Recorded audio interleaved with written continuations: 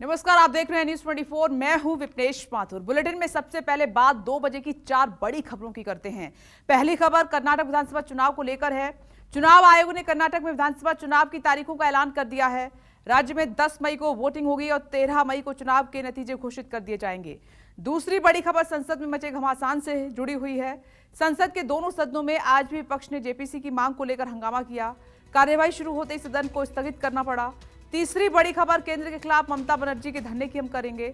बंगाल के मुख्यमंत्री ममता बनर्जी अगले 48 घंटे तक कोलकाता में धरना दे रही हैं और वहीं दिल्ली में टीएमसी सांसदों ने अंबेडकर प्रतिमा के सामने प्रदर्शन किया।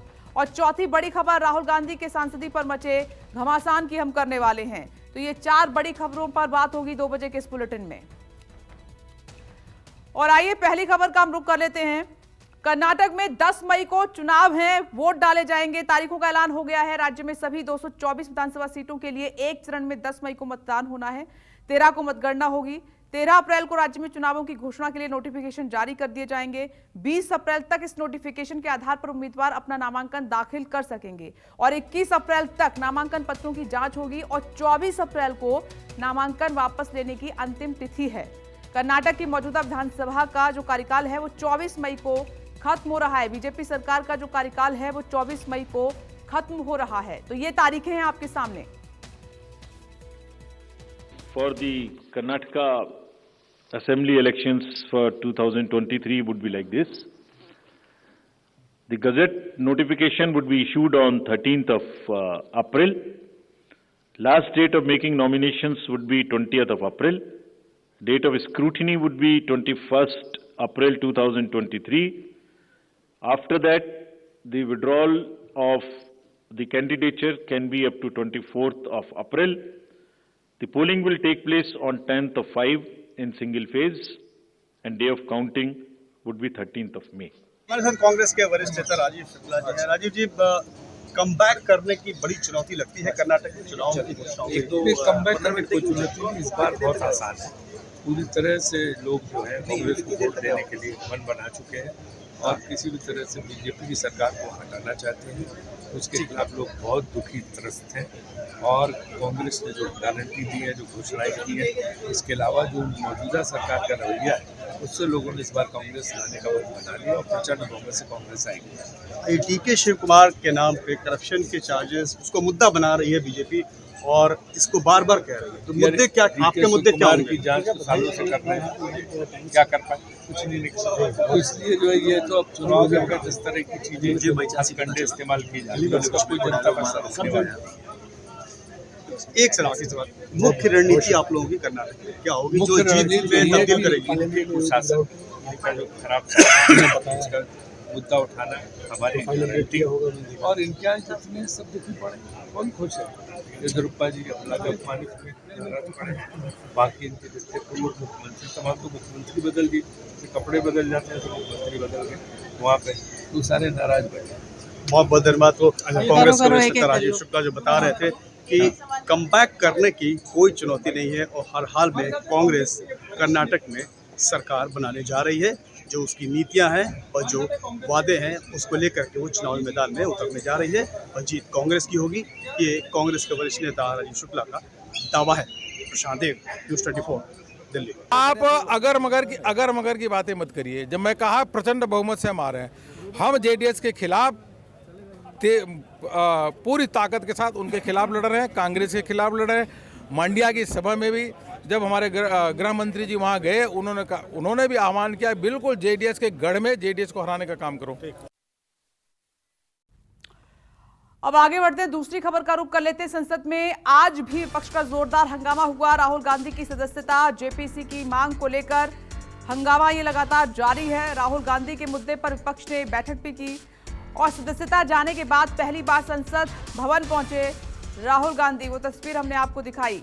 देखिए, राहुल गांधी की सदस्यता के जाने के बाद तमाम जो विपक्षी दल हैं वो एकजुट हुए हैं।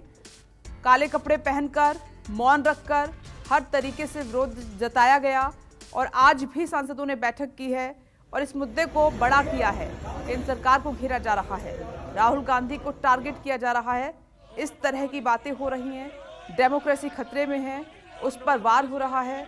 राहुल गांधी को बोलने ना पड़े, बोलने ना दिया जाए, कैसे रोका जाए, चुनाव लड़ने से कैसे रोका जाए, इसीलिए सब हथकंडे सरकार अपना रही है। इस तरह के आरोप कांग्रेस पार्टी और तमाम विपक्षी दल लगा रहे हैं। साथ ही जेपीसी की मांग प्रमुख है हिंडनबर्ग रिपोर्ट को लेकर, अडानी मामले को लेकर। तो सरकार और विपक्ष दोनों आमने सामने हैं।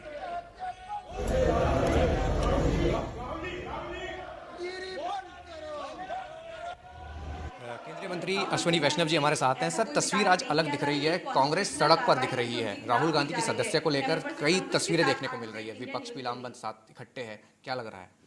देखिए, मिस्टर राहुल गांधी को ऐसा लगता है कि भारत के संविधान, भारत की जुडिशियल प्रोसेस, भारत का पार्लियामेंट्री प्रोसेस, पार्लियामेंट के द्वारा बनाए गए कानून, बाबा साहेब अम्बेडकर जी का बनाया हुआ संविधान, इन सब से ऊपर है वो। उनको ऐसा लगता है कि उनका जन्म सिद्ध अधिकार है कि इस देश पे वो राज करे। मिस्टर राहुल गांधी को लगता है कि इस देश पे राज करना उनका एंटाइटलमेंट है। जब उनका राजा वाला भाव है तो उनको लगता है कि कैसे कोई कोर्ट उनके अगेंस्ट जजमेंट दे दे। विपक्ष कह रहा है कि आवाज़ दबाई जा रही है, बोलने नहीं दिया जा रहा, संसद ठप है। और जिस तरीके से विपक्ष इकट्ठा हुआ है, एकजुट हुआ है, कि क्या लग रहा है कि आपको कि वाकई में सरकार कुछ नहीं कर पा रही है? पार्लियामेंट में बोलने के नियम कानून होते हैं, उस नियम कानून के हिसाब से चलना चाहिए, पहली बात। दूसरी बात, देखो, इस देश के सामने परिवारवाद का एक मॉडल था। उस मॉडल में स्वर्गीय राजीव गांधी जी ने स्वयं कहा था कि 100 रुपये बेचते हैं, गांव में 15 रुपये पहुंचते हैं। 85 रुपये किसके पास जाते थे? उसी परिवार के पास घूम फिर के आ जाते थे। आज मोदी जी ने उसके विपरीत एक नया गवर्नेंस का मॉडल दिया है, जिसमें गांव में, गरीब घर में एक स्थायी परिवर्तन आया है। उस माँ से पूछिए जो शौचालय बनने के कारण उनकी ज़िंदगी में एक परिवर्तन आया। तो आज विपक्ष बौखला गया है, घबरा गया है, हैरान है, परेशान है कि किस तरह से मोदी जी के गुड गवर्नेंस के मॉडल के कारण जनता का जो मोदी जी पे गहरा एक विश्वास है, अडिग विश्वास है, उस अडिग विश्वास के कारण विपक्ष घबरा के एक साथ है। बिल्कुल, विपक्ष घबरा के एक साथ है। कैमरा पर्सन अजय के साथ राहुल प्रकाश, न्यूज़ 24, दिल्ली। करप्ट लोगों के साथ मिले हैं क्या हम? तो करप्ट लोगों को सपोर्ट वो कर रहे हैं। ये चोर उल्टा कोतवाल को डांटे, ऐसी बात हो रही है कि हम तो उसकी चोरी पकड़ रहे हैं। उन्होंने जो अदानी को इतना सपोर्ट क्यों कर रहे हैं, उनके बारे में क्यों बात नहीं कर रहे हैं, ये हम उनसे पूछ रहे हैं। वो उल्टा हमको बोल रहे हैं सारे अपोजिशन के लोग भ्रष्ट हैं, अपने भ्रष्टाचार छुपाने के लिए।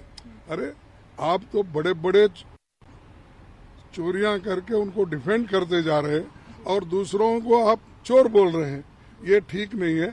और प्राइम मिनिस्टर एक अपनी बात जब रखते हैं उसको कुछ उसमें सत्यता होना चाहिए, लेकिन वो नहीं चाहते कि सिर्फ दूसरों को अपमान करना, यही उनका धर्म है। थोड़ा बुद्धिमानी दिखाया है, लेकिन उनका तो स्वभाव है देशभक्तों को गाली देना, वो कैसे रोकेंगे?